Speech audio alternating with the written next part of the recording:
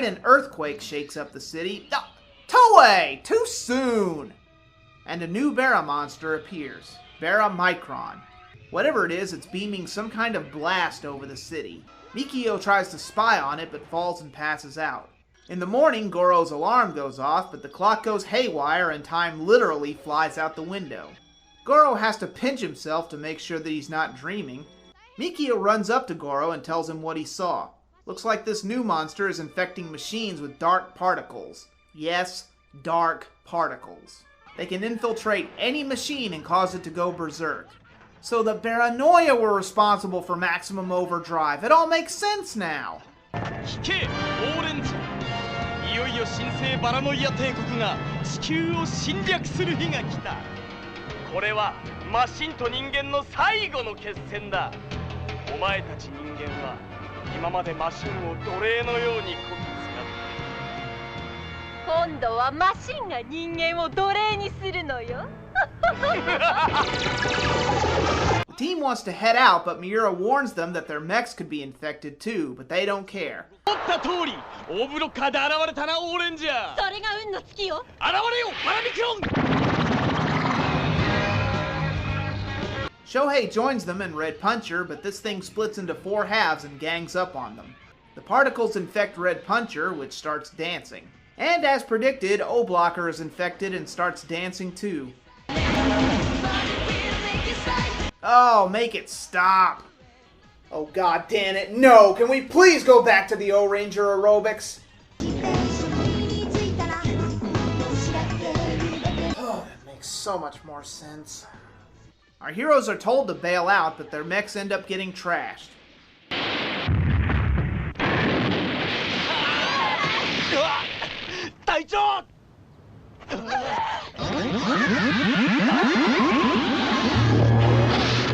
No morphs allowed. Acha analyzes O-Blocker and somehow finds out where the base of operations is. Damn it, Yuji! I told you not to leave your address book in the cockpit! The Paranoia finds the base and rains down horrible fiery death on them.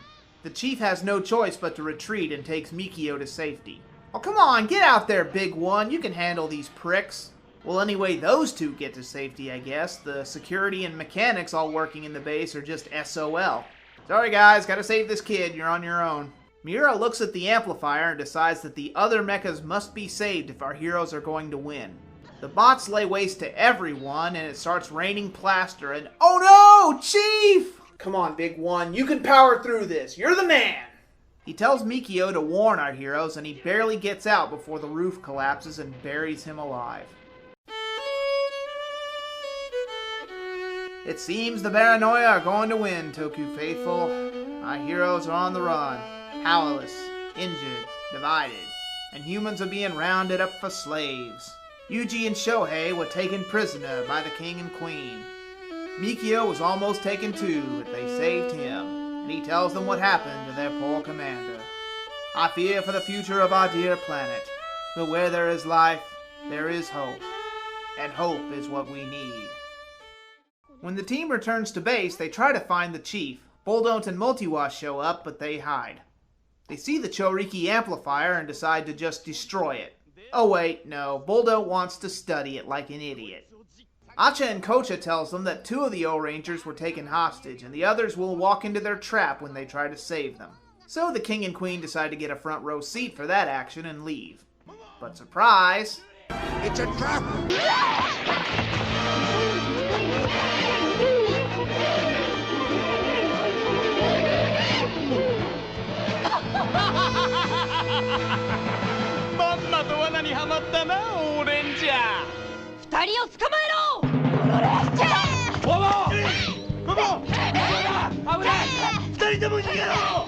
He sees them struggling, hides Mikio, and runs into the fray like a badass. But it's still no good as long as they can't transform. とにかくオーレンジャーを全部捕まえたというわけだ。これから一人ずつ処刑してやる。まずは隊長の貴様からだ。Did you? キングピラミッド。助けに来たぞ。やあ。ほりゃ。は。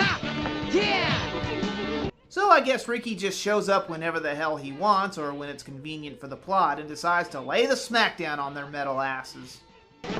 Doran, Ohranger! 美局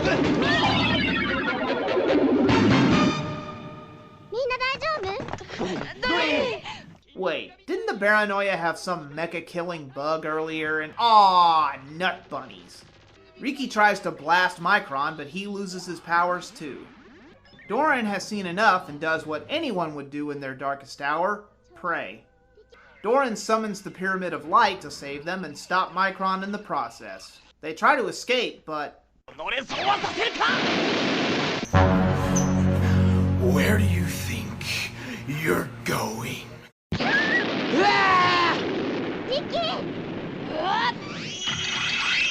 What you say?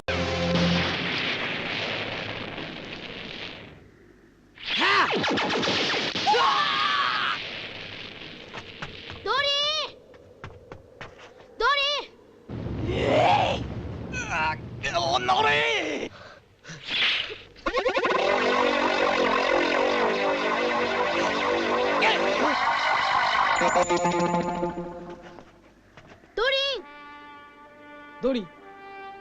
Doran!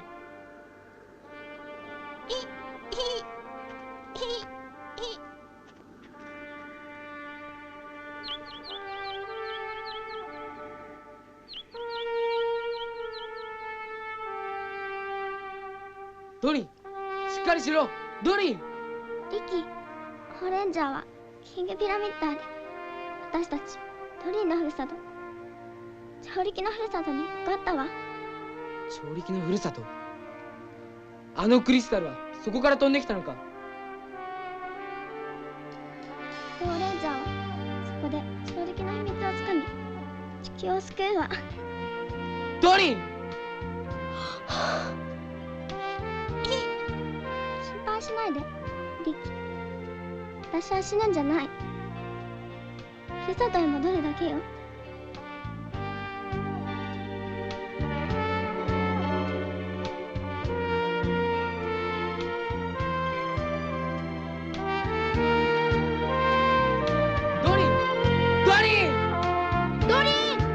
Good night, sweet princess.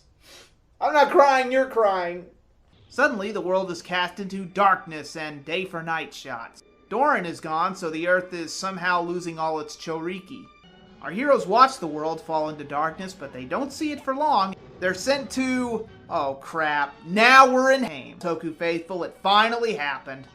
It seems hopeless for the team, but they hear the distant call from Doran.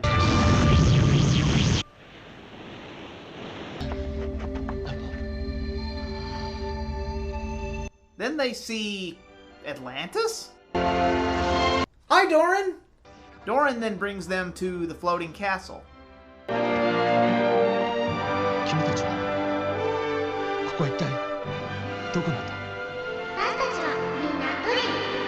Hi, Doran! Hi, Doran! Hi, Doran! Hi, Doran! They say that the Doran who protects Earth is gone. Or is she? She can still speak to them and tells them not to give up. Then they return to Earth. That's it.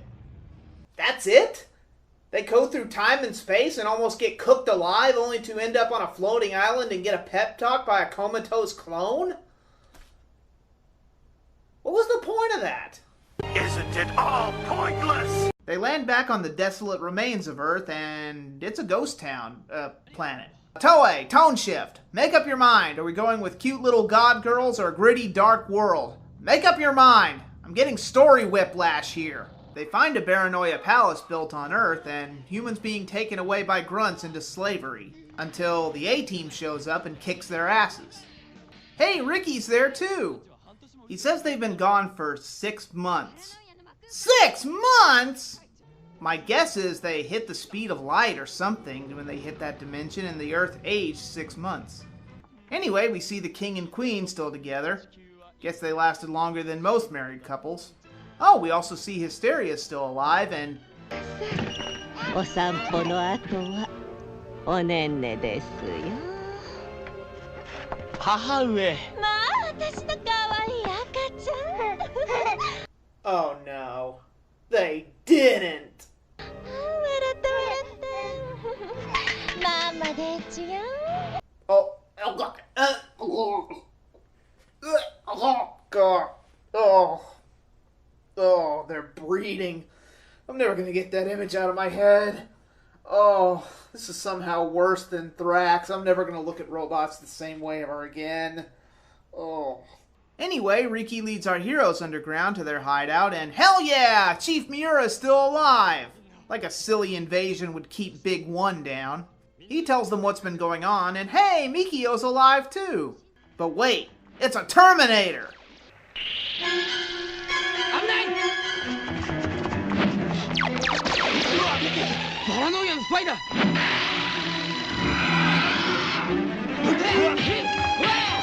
Bulldog tells them that he has the real Mikio.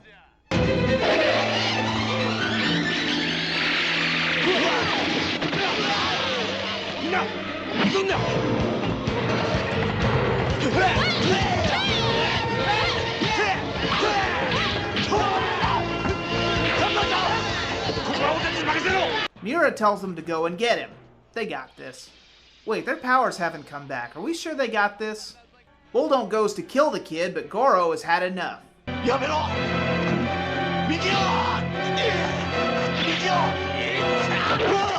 Oh, that's gotta height! That, my friends, is gonna leave a mark. 大丈夫だミキオ君たとえ変身はできなくても俺はオーレンジャーだどんなことがあっても人々の命を守るのが俺たちの使命なんだ隊長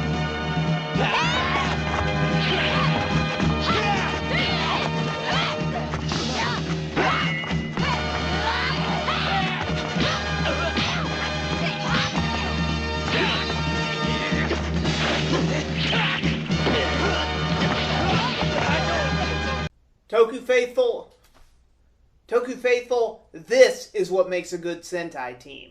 Even though they don't have their powers, they keep on fighting, just like the Die Rangers did. And what makes Goro an even more badass Red Senshi here? He's protecting a child at the cost of his own life. Today's Sentai teams could learn a thing or two from these guys. 6人まとめてとどめを刺してやる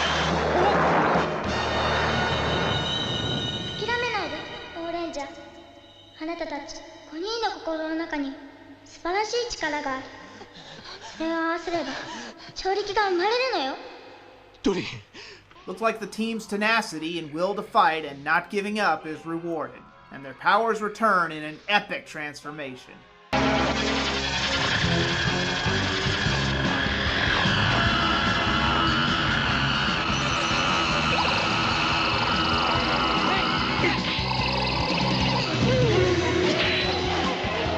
Chouriki が蘇るディギ調理原子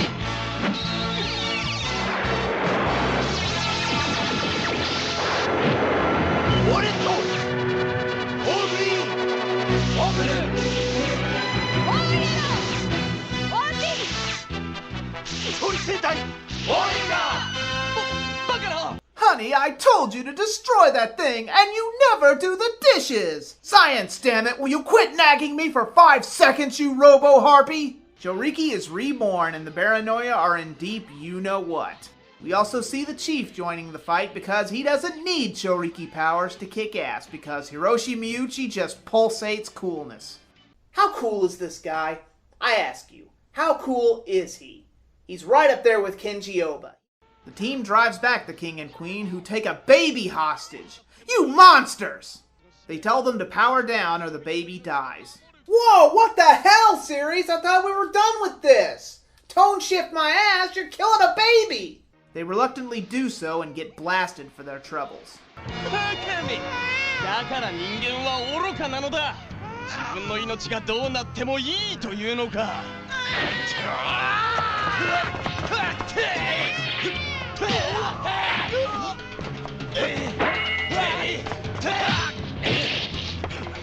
返せ赤ちゃんを返せ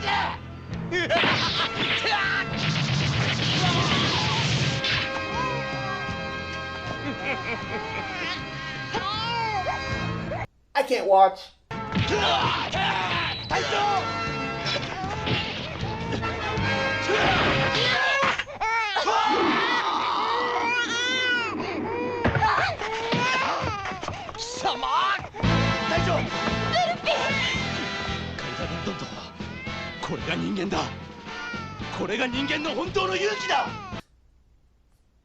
Alright! Goro, you are quickly becoming my new favorite thing.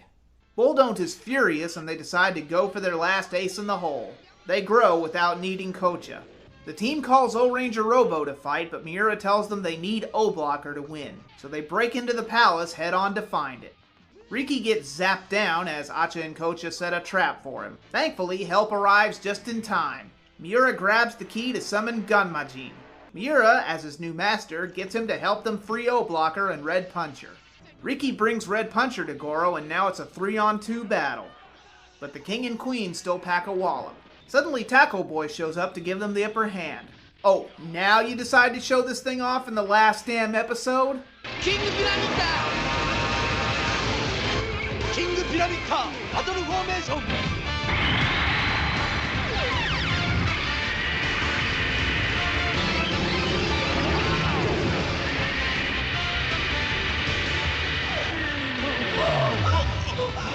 Super Endogi!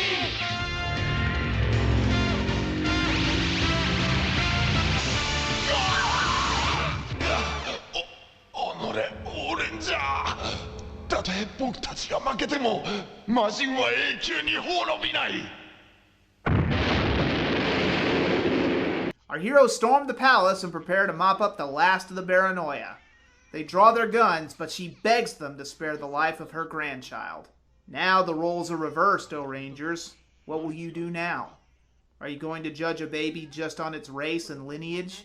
She begs them that it did nothing wrong, but Yuji says it's a machine beast. It must be dealt with. Man, it's Chibi Professor Bias from Live Man all over again.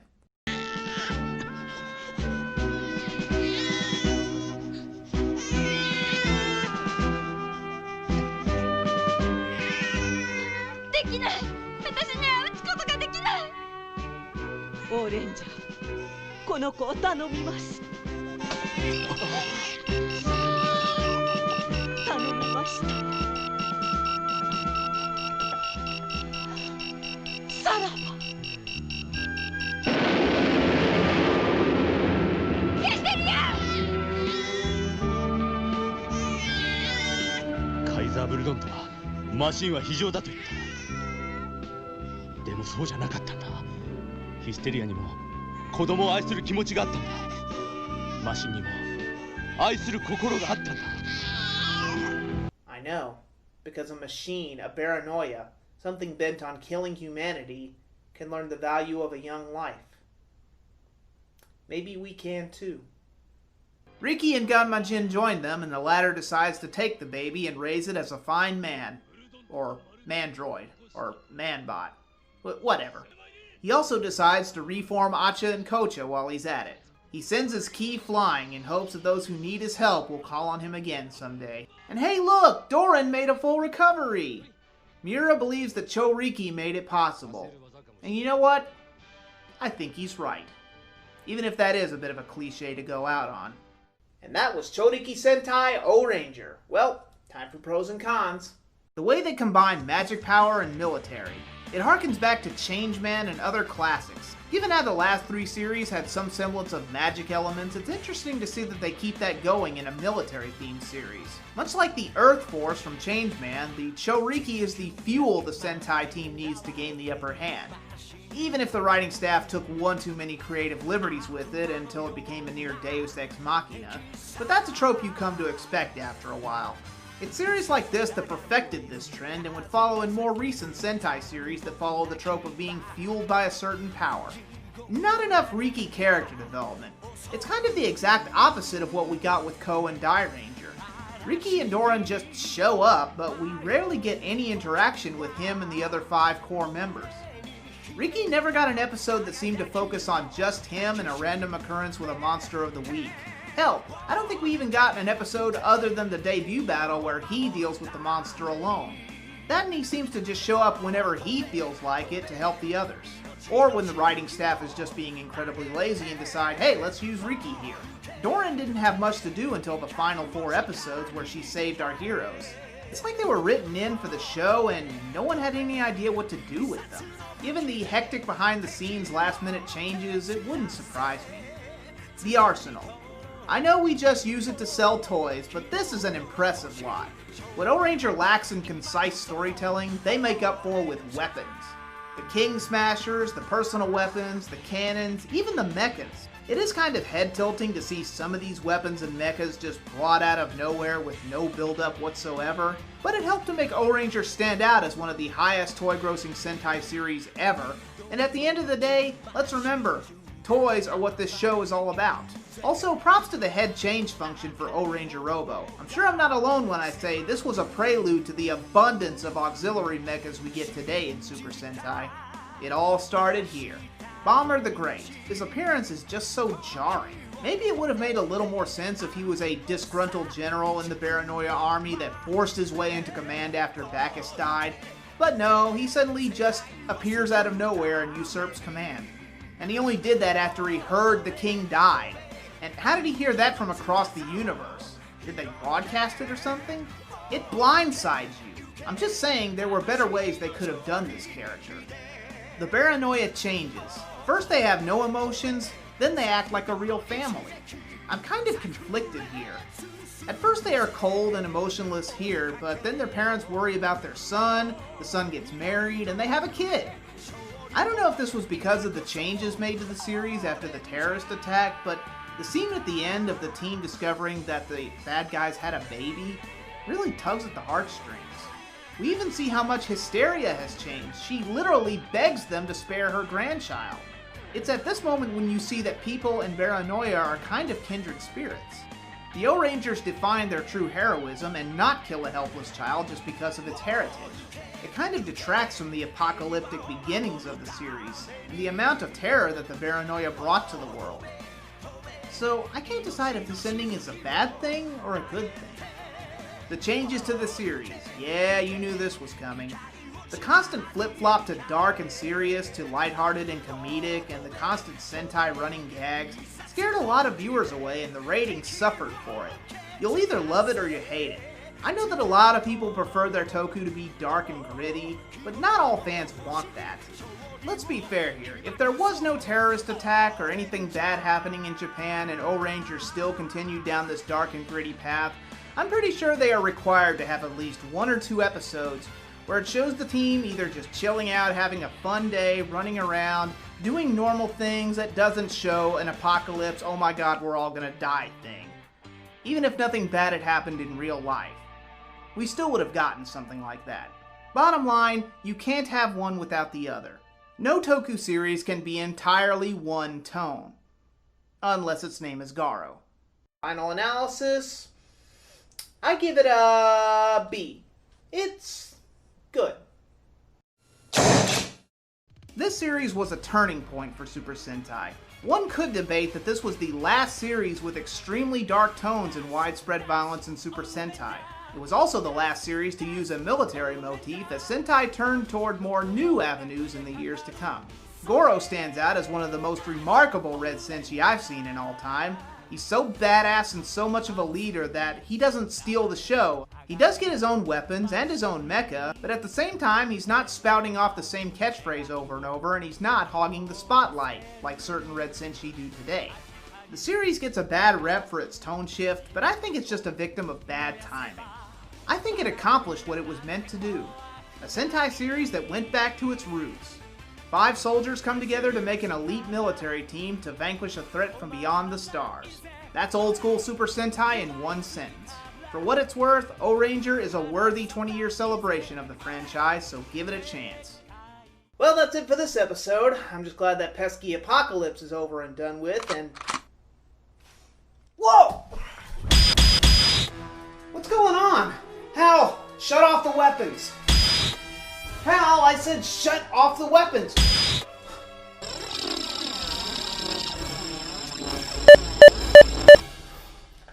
Alright, you wanna play rough? Transport.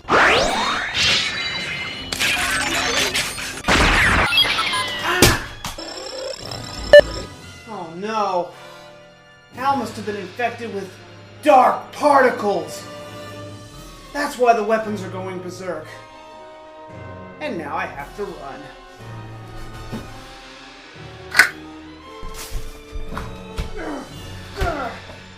Oh. What the? Gizmonic! Bastard! I should have known he was the one infecting Hal.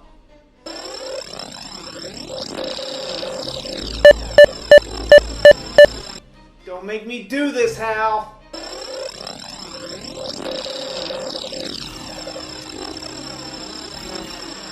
Alright, Hal. You asked for it, and now you're gonna get it. Chouriki Henshin! Time for some Ohranger aerobics. 形やそこまじゃ人生のモチベーション身についたら仕掛けるだけだし友達も刺激を受けつつお互いライバル泣きたくなるほど惨めなゲームで違いで始めるとびきりのそれでも何かと時代が守ってくれる電話をかければ誰かは捕まる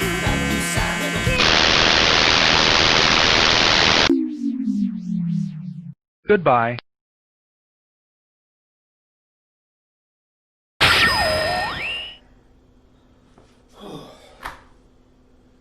I hated to do that, Toku Faithful, but it was either him or me.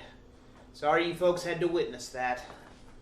Well, till the next Toku time, I'm Easy Rider reminding you that the fan sub will never die.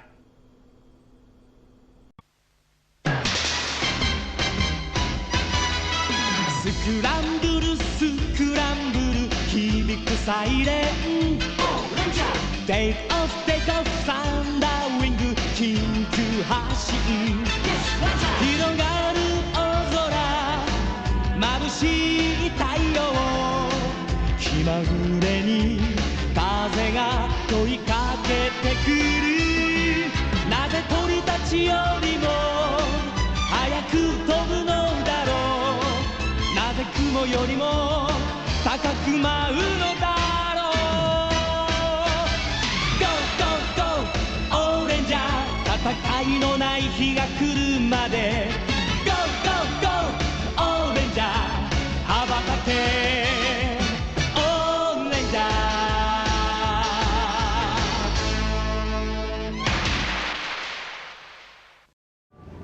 ーママが変なんだ。なんてたくましい体なんでしょう。がっしりとして微動だにしない存在感、ピカピカに輝く健康的なお肌、あふれんばかりの清潔感。ああ、冷蔵庫。どうしてあなたは冷蔵庫なの？ママ、ちょっとしっかりしようね。汚い手で触るんじゃないの。ママ、どうなっちまってるんだ